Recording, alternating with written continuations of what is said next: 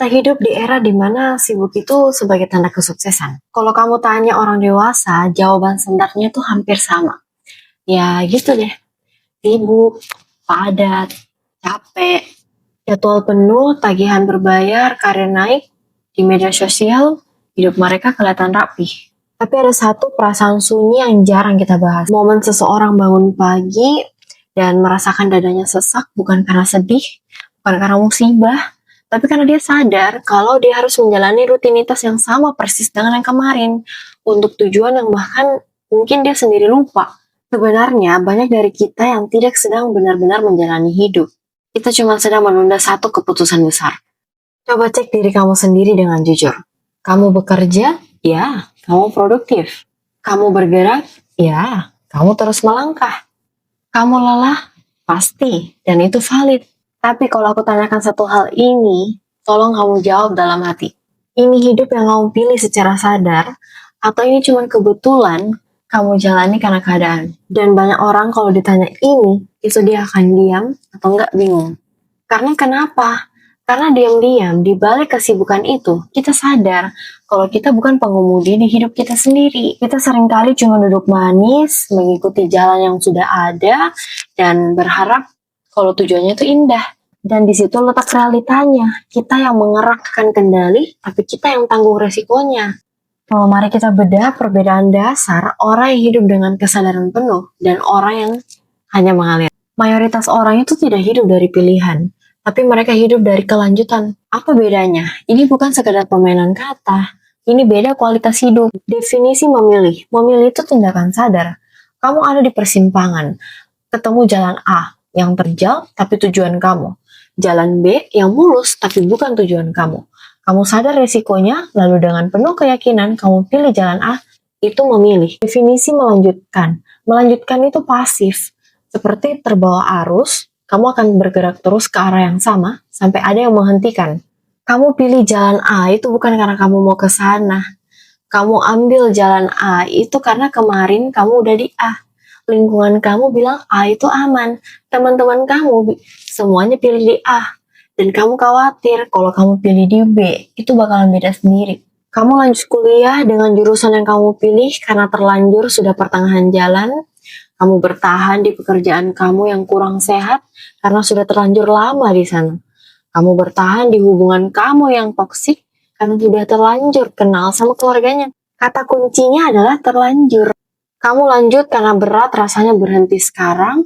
Kamu juga lanjut karena takut dibilang gak konsisten. Dan tolong pahami ini, itu bukan malas. Orang sering salah paham, hidup autopilot itu bukan berarti malas. Kalau kamu malas, kamu tuh berhenti total. Kamu tahu kalau kamu gak jalan, dan itu jujur. Sedangkan kondisi melanjutkan ini tuh lebih sulit dideteksi. Kenapa? Karena orang yang melanjutkan itu merasa tuh dirinya aman, karena dia sibuk, karena dia produktif. Padahal sebenarnya perasaannya tuh sudah mulai tumpul. Ibarat sungai deras, benda apapun itu bisa keseret arus. Tapi hanya orang yang sadar dengan punya kekuatan, mereka tuh bisa memilih berenang menepi atau menentukan arahnya sendiri. Pertanyaannya, kamu berenang menentukan arahmu sendiri atau sekedar hanyut? Kenapa kita memilih ini? Kita manusia cerdas, kita punya banyak pilihan. Kenapa kita sulit untuk pilih jalan kita sendiri? Jawabannya ada di cara kerja pikiran kita. Pikiran manusia secara alami dirancang untuk mencari rasa aman, bukan resiko. Dan bagi pikiran kita, ketidakpastian itu adalah hal yang menakutkan. Ada dua pola pikir yang menjebak kamu di sini. Yang pertama ada sunk cost fallacy atau jebakan masa lalu. Ini alasan kenapa kamu bertahan di situasi yang tidak membahagiakan kamu. Pikiran kamu bilang, kalau aku berhenti sekarang, sayang banget. Aku udah 5 tahun di sini. Kamu merasa kalau 5 tahun itu adalah aset yang harus kamu selamatkan. Padahal 5 tahun itu sudah berlalu, sudah nggak bisa kembali. Yang kamu punya cuma waktumu di masa depan. Jangan sampai demi menyelamatkan masa lalu kamu mengorbankan masa depanmu. Itu perhitungan yang kurang tepat. Yang kedua ada fear of responsibility, ketakutan akan tanggung jawab. Ini yang paling berat. Memilih itu beresiko. Saat kamu berani bilang, aku memilih jalan ini, itu tandanya kamu sedang mengambil tanggung jawab penuh. Kalau kamu pilih jalanmu sendiri dan belum berhasil, itu tanggung jawab kamu. Itu beban cukup besar buat kita. Sebaliknya, melanjutkan itu terasa lebih aman. Kalau kamu ikut arus yang umum, lalu hasilnya kurang baik, kamu pasti merasa itu bukan salahmu sepenuhnya. Kamu bisa menyalahkan, ini memang keadaannya seperti ini. Karena aku cuma ikutin orang. Lihat kan bedanya? Melanjutkan membuat kita merasa aman dari rasa bersalah. Sedangkan kalau kamu memilih, itu artinya kamu harus siap bertanggung jawab sama resikonya. Makanya banyak orang cerdas itu terjebak di sini. Bukan karena mereka nggak paham, tapi mereka itu terlalu rasional untuk mengambil resiko sendirian. Sekarang kita lihat dari sisi kebiasaan sosial. Apa yang berubah saat kita bertransisi menjadi dewasa? Orang dewasa bukan kehilangan mimpi. Yang sering hilang dari orang dewasa adalah izin.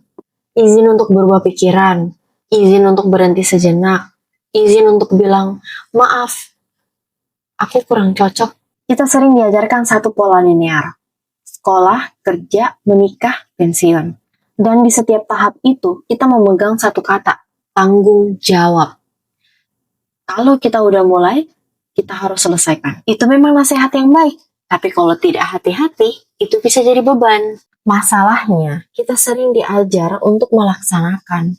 Tapi jarang banget diajar buat mengevaluasi. Kita sering diajari lari kencang, tapi lupa buat disuruh istirahat sebentar, melihat peta. Ini beneran arah yang aku mau tuju nggak sih? Akibatnya, kita punya banyak orang dewasa yang mati-matian setia dengan pilihan yang mereka udah buat di waktu muda. Kamu mungkin bertahan di karir kamu yang kamu pilih di saat usia 18 tahun, padahal kamu udah berubah, kebutuhan kamu juga udah berubah. Bayangkan kamu memaksa pakai baju kecil kamu, padahal kamu udah tumbuh besar, cuman karena sayang kalau diganti. Setia pada hal yang tidak lagi tepat, itu bukan ketekunan, itu jebakan. Kamu perlu memberi izin ke dirimu sendiri untuk merevisi peta hidupmu. Rencana hidup itu bukan harga mati. Itu bisa disesuaikan. Ironisnya, semakin kamu cerdas, semakin kamu sulit untuk keluar dari pola ini. Kenapa? Bukannya orang cerdas harusnya lebih sadar. Tantangannya adalah orang cerdas itu sangat pandai berargumentasi. Kesalahan orang cerdas itu seringkali bukan pada langkahnya, tapi kemampuan mereka membuat rasionalisasi. Kita punya 1001 alasan logis untuk membenarkan kenapa kita bertahan di situasi yang sebenarnya membuat batin kita tuh lelah. Kamu mungkin bilang, secara finansial ini yang paling masuk akal. Sayang, karirnya udah dibangun lama. Nanti orang lain kecewa. Perhatikan polanya. Kita menggunakan logika bukan untuk mencari jalan keluar, tapi untuk membenarkan ketakutan kita untuk berubah. Logika sering dipakai buat mengunci kita di zona nyaman, bukan untuk mengoreksi arah. Kamu harus membedakan, masuk akal belum tentu sehat. Stabil belum tentu hidup. Banyak hal yang masuk akal secara angka, tapi perlahan memudarkan semangatmu. Logika itu alat seperti peta, sedangkan hati nuranimu, ketenangan batinmu, itu kompasnya. Kalau kompasnya bilang ke utara, jangan memaksakan diri untuk ke selatan hanya karena jalannya kelihatan mulus. Jadi apa dampaknya kalau kita terus-menerus hidup tanpa memilih? Mungkin kamu akan sukses secara materi, karir kamu aman, tapi yang hilang adalah presence, kehadiran. Coba rasakan hari-hari kamu. Kamu hadir secara fisik, tapi pikiran kamu di tempat lain. Kamu lagi ngedate, kamu lagi kumpul keluarga, tapi batin kamu cemas, pikirin hal lain. Ragamu di sini, tapi pikiranmu terbagi-bagi. Hidup dalam mode autopilot ini seringkali tuh isinya menunggu, menahan diri, berpura-pura semua baik-baik aja. Itu yang buat kamu lelah, walau aktivitas kamu tuh minim. Itu namanya energi yang terkuras. Mesin nyala, digas terus, tapi nggak kemana-mana. Presence itu keselarasan. Saat apa yang kamu mau, apa yang kamu pikir, apa yang kamu lakukan, itu semua sejalan. Orang yang memilih hidupnya sendiri itu punya energi yang utuh. Dan mereka nggak bakalan terkuras sama kepura-puraan. Ingat ini sebagai pengingat lembut. Hidup yang tidak kamu pilih akan menguras kamu pelan-pelan. Dia nggak bakalan nyakitin kamu dengan drama yang besar. tapi akan menghabiskan kamu pelan-pelan dengan lelah yang berkepanjangan dan rasa hampa yang membingungkan. Yang paling menyedihkan, kamu kelihatan baik-baik aja dari luar. Orang anggap kamu pemenang, padahal sebenarnya kamu butuh didengar. Itu adalah kesepian di tengah keramaian. Kita udah paham situasinya, so bagaimana kita mau mulainya? Aku nggak mau nyuruh kamu resign besok, aku nggak mau nyuruh kamu putus besok, itu reaksi impulsif. Aku mau kamu jujur, karena kejujuran adalah langkah awal penyembuhan. Dan ada 3 langkah kecil yang bisa kamu lakukan. Yang pertama, ganti pertanyaannya. Sebelum kamu memutuskan sesuatu, berhenti tanya ke diri kamu sendiri tentang ini. Ini untung gak ya? Apa kata orang nanti? Mulai selipkan pertanyaan baru.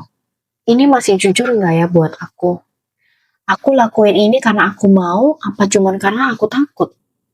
Karena ingat, kejujuran pada diri sendiri adalah validasi tertinggi. Kedua, kenali rasa takutmu. Cari satu hal yang terus kamu lakukan, padahal kamu juga rasa berat sebenarnya. Tanya ke diri kamu sendiri, aku lakukan ini karena masih ada harapan, atau takut menjelaskan ke orang lain kalau aku berhenti. Kalau jawabannya takut menjelaskan, itu artinya kamu hidup demi pandangan orang lain. Sadari itu aja dulu. Ketiga, kurangi satu topeng, kamu gak perlu jadi sempurna 24 jam. Pilih satu ruang di mana kamu bisa menjadi dirimu sendiri, entah kamu baca buku, journaling, atau ngobrol sama teman dekatmu. Izinkan dirimu untuk tidak perform sebentar aja. Kamu bukan orang yang salah. Kamu adalah orang yang sudah mulai sadar bahwa hidup itu bukan cuma soal bertahan. Dan kesadaran itu mahal. Kesadaran selalu datang sebelum perubahan. Kamu gak bisa memperbaiki apa yang gak kamu sadari. Mungkin kamu belum siap untuk berubah hari ini. Gak apa-apa. Yang penting matamu udah kebuka hari ini. Mulai hari ini berjanjilah sama dirimu sendiri. Berhenti menjadi penumpang. Belajarlah memegang kendali walaupun tanganmu masih ragu. Pelan atau cepat itu prosesmu. Tapi pastikan arahnya adalah pilihanmu.